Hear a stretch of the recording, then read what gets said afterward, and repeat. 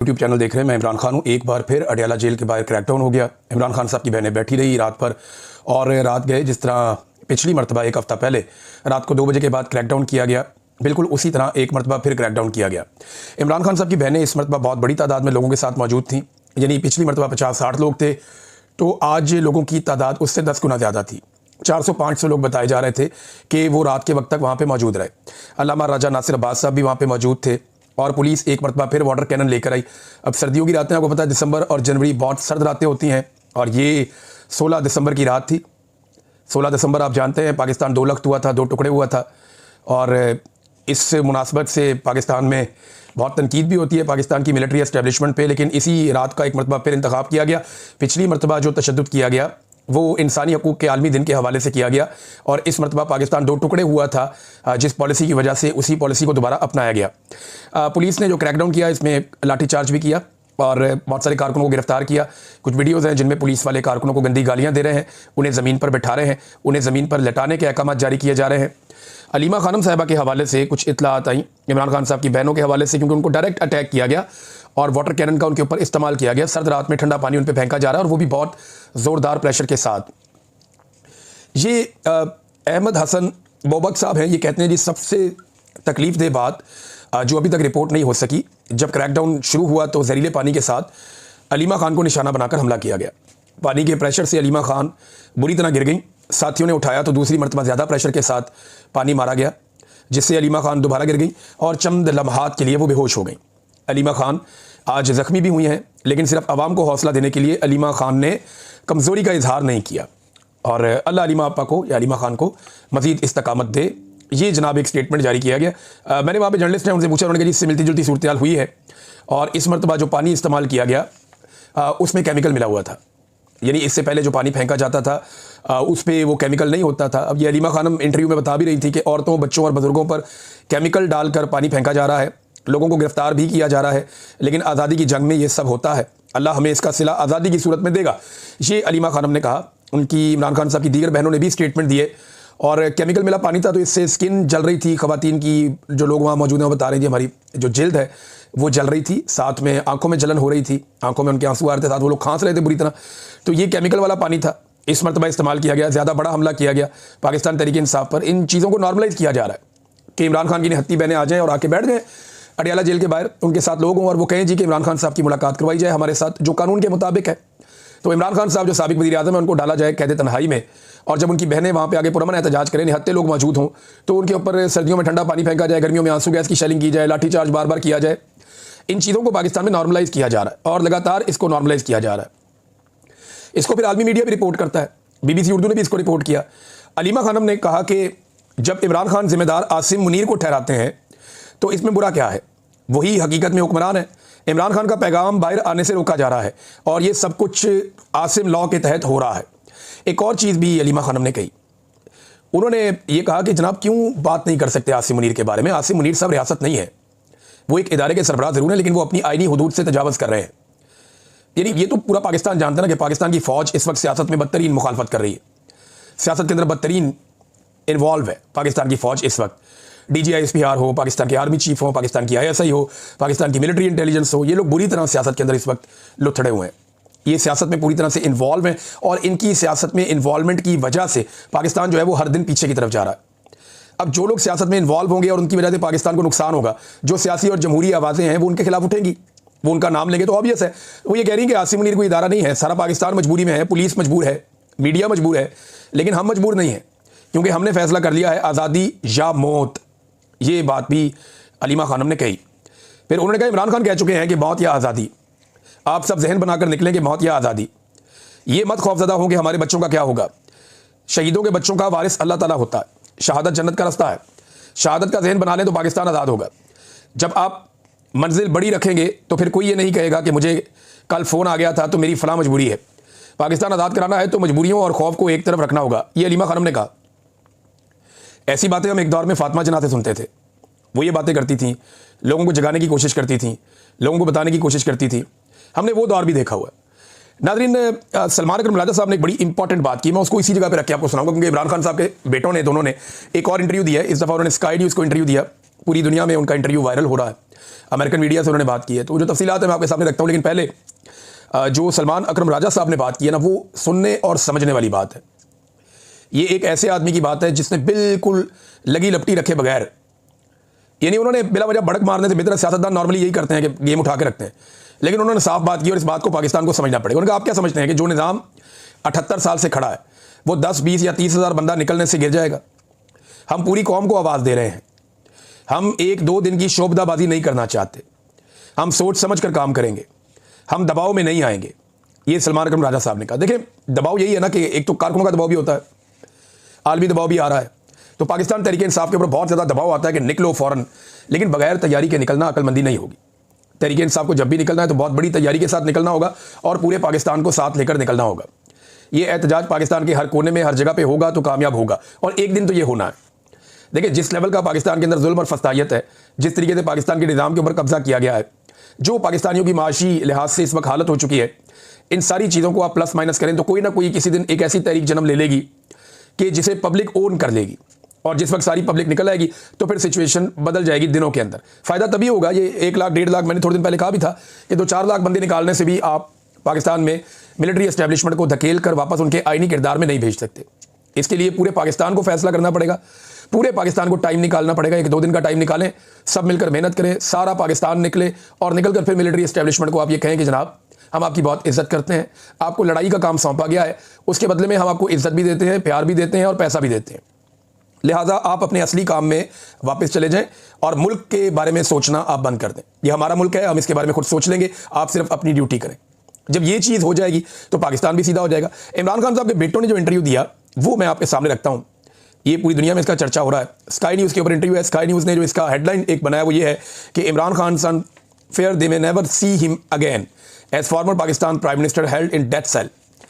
जी हमें ये खदशा है, इमरान खान साहब के बेटे ये कहते हैं कि हमें इस बात का डर है कि इस बात का खौफ लाक हो गया है कि शायद हम इमरान खान साहब को अपने वालिद को दोबारा कभी ना देख सकें।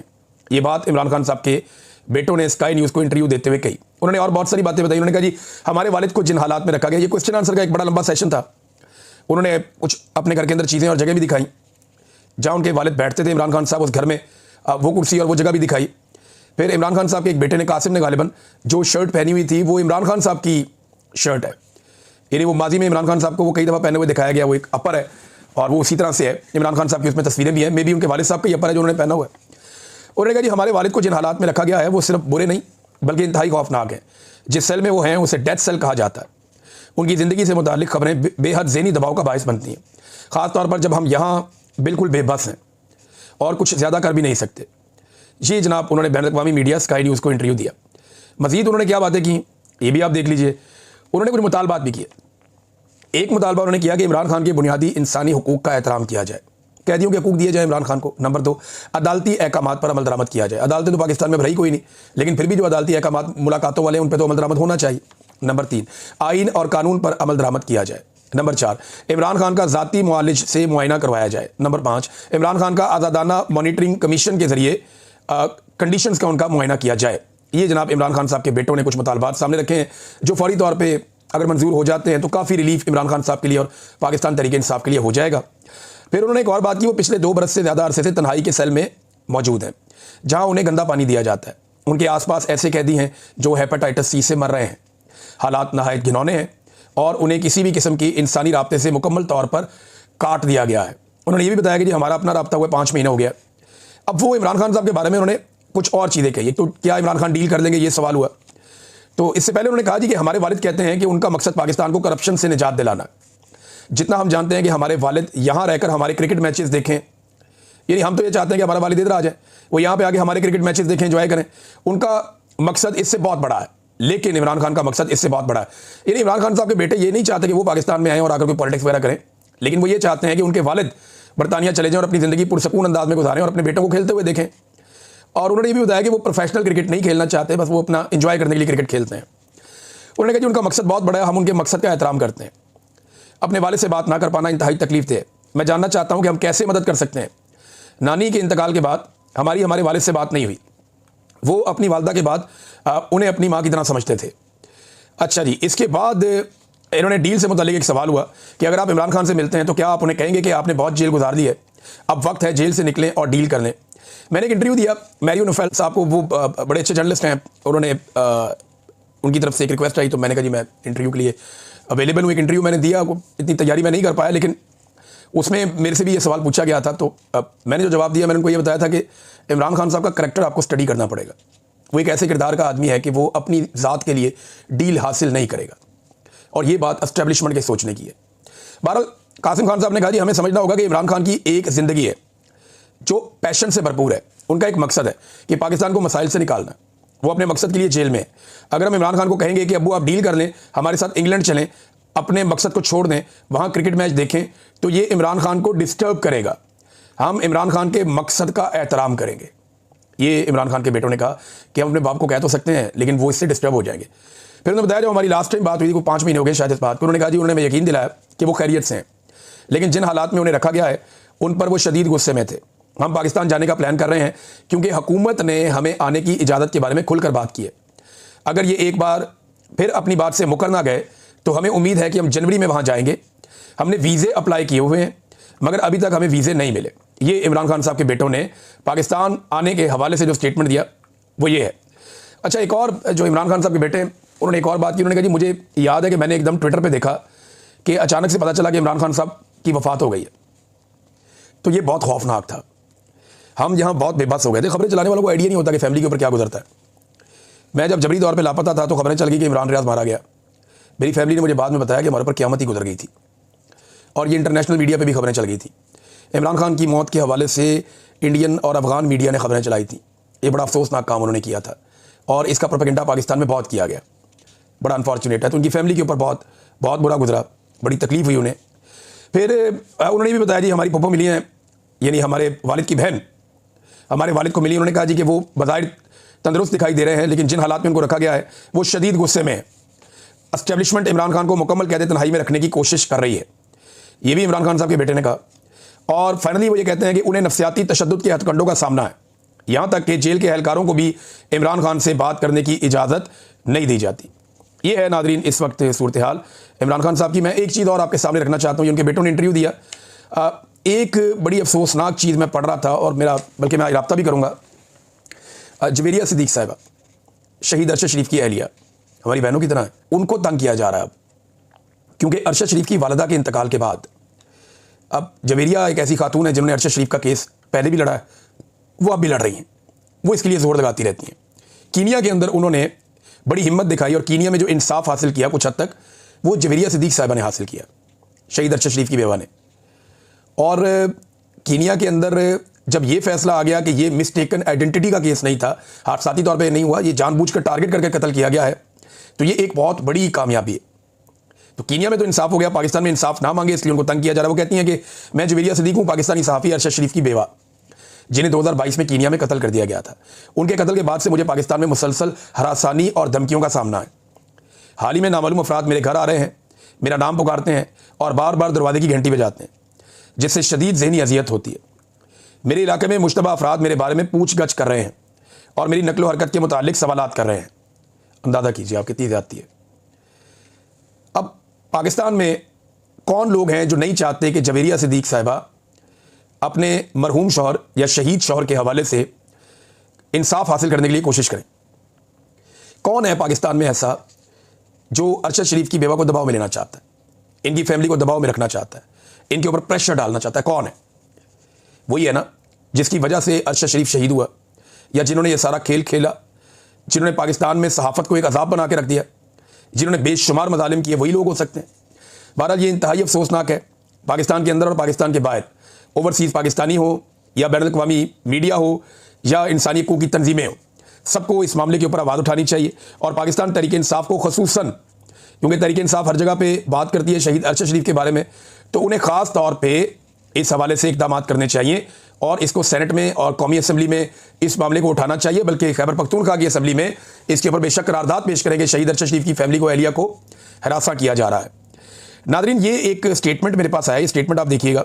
ये राना मशहूद साहब हैं, PMLN के।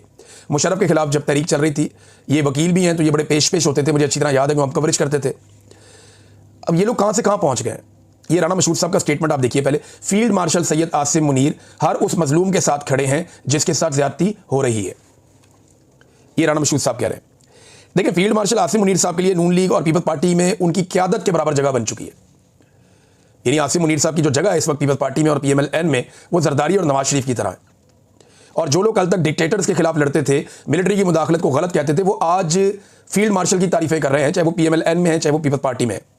क्योंकि ये जमातें और इनके लीडर एक बात समझ चुके हैं कि हमें इमरान खान से बचाने का यही एक वाहिद जरिया है।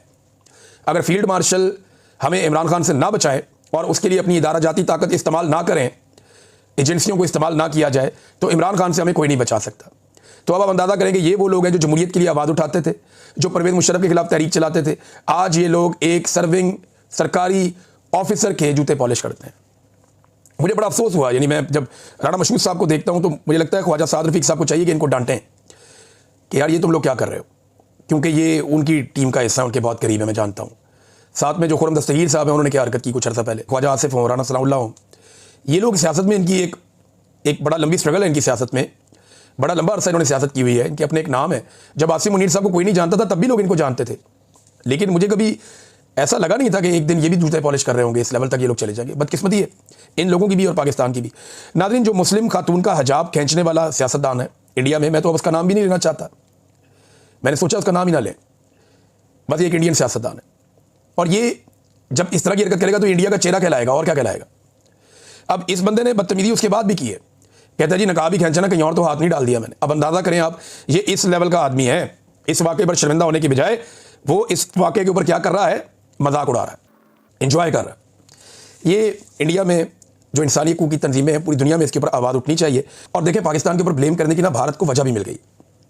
भारत अक़वाम मुत्तहिदा की सलामती कौंसिल में गया, भारतीय जो मुस्तकिल मंदूब है उसने गुज़िश्ता साल जो अभी हाल ही में एक रिपोर्ट आई है, वो वाली रिपोर्ट और अक़वाम मुत्तहिदा की जो दीगर रिपोर्टें हैं पाकिस्तान के हवाले से या 27वीं आईनी तरमीम के हवाले से जो अक़वाम मुत्तहिदा की रिपोर्ट है, ये सारों को हवाला बना के उन्होंने पाकिस्तान के खिलाफ केस रख दिया सलामती कौंसिल में अक़वाम मुत्तहिदा की।